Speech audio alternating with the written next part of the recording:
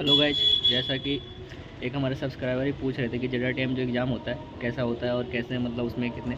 देखो, उसका एग्ज़ाम का फिक्स्ड पैटर्न होता है और वो लोग पहले ही हमें देते थे। JRTM में बहुत सारे क्वेश्चन होते हैं, मतलब वो लोग एक क्वेश्चन बैंक बना कर देते थे। होता है कि क्वेश्चन बैंक होता है और क्वेश्चन बैंक से क्वेश्चन आएगा, तो मोस्ट प्रॉब्ली वो लोग क्या करते हैं, क्वेश्चन बैंक दे देते हैं। जैसे हर एक सब्जेक्ट में हमारे 3 सब्जेक्ट थे, तो तीनों सब्जेक्ट में 15 से 16 क्वेश्चन दे दिए थे उन्होंने, सबने दे दिए थे। और जो सब्जेक्टिव उसमें से 3 या 4 क्वेश्चन आते थे, उसमें से आपको लिखने 2 क्वेश्चन लिखने होते थे। 4 क्वेश्चन आ रहे तो 2 क्वेश्चन लिखने हैं, 6 क्वेश्चन आ रहे तो 3 क्वेश्चन लिखने होते थे।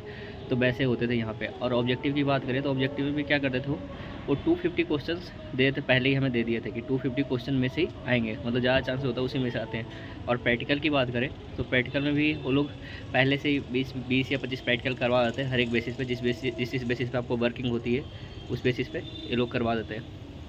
और उसी बेसिस पे फिर यहाँ पे एग्ज़ाम लिया जाता है और उसी से क्वेश्चन आते हैं। मोस्ट प्रोबेबली ज़्यादातर उसी से क्वेश्चन आ जाते हैं। तो अब देखो, रिजल्ट की बात करें ना, तो रिजल्ट में क्या हुआ कि हमारा एक हिंदी का बैच अलग बना था। जैसे बहुत सारे 283 बच्चे थे ना, उसमें से 82 बच्चे नॉर्थ इंडियन थे, मतलब नॉर्थ जिनको हिंदी, मतलब महाराष्ट्र के थे, कुछ MP के थे, कुछ UP के थे, कुछ बिहार के थे, मतलब सब मिला जुला कर, या फिर कुछ उड़ीसा के थे। वो लोग सब क्या के, क्योंकि जो तेलुगु बैच होता था, जो उसमें क्या टीचर होते थे, वो तेलुगु बच्चे ज़्यादा होते, तो उसे प्रेफर, अब टीचर भी इधर के ही होते ज़्यादातर, तो वो लोग मतलब कभी कभी तेलुगु मिक्सअप कर देते थे, तो हमें समझ में नहीं आता था।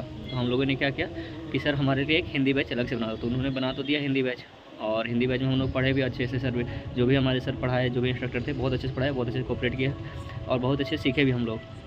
लेकिन जब रिज़ल्ट की बात करें तो रिज़ल्ट में थोड़ा सा, अब देखो वो होता है कि जो इवैल्यूएटर होता है कि इवैल्यूएटर पॉइंट ऑफ व्यू से क्या हुआ, गलती हुआ, वो हम नहीं यहाँ पे कमेंट करेंगे। क्योंकि थोड़े से जो हिंदी बैच वाले थे, जैसे उनको 1/23 था हमारा बैच, उनमें थोड़ा सा कम मार्क्स दिया गया। मतलब देखोगे, जैसे 2/23 था, जैसे सिकंदराबाद की बात करें तो उसमें था कि नॉर्मली उसमें तेलुगु बच्चे ज़्यादातर थे, तो उनका मार्क्स अब सोचो, उसमें 52 बच्चे हमारे, सिकंदराबाद में 79 बच्चे थे, 80 बच्चे, उसमें से 54 या 56 बच्चे, अब वो ऑलमोस्ट 54-56 सब हमसे आगे हैं। मतलब हमारा, मतलब थर्ड पेपर था जो जिसमें IT और ये सब जो आते हैं, उसमें बहुत कम number, 70, 71, 72, max to max 75 to 80 number दिए हैं इन लोगों ने, और दिया ही नहीं नंबर।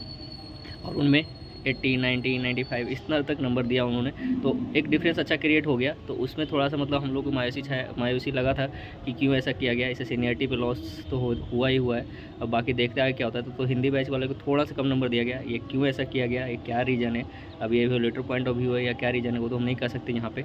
लेकिन थोड़ा सा कम मार्क्स मिले थे हमें।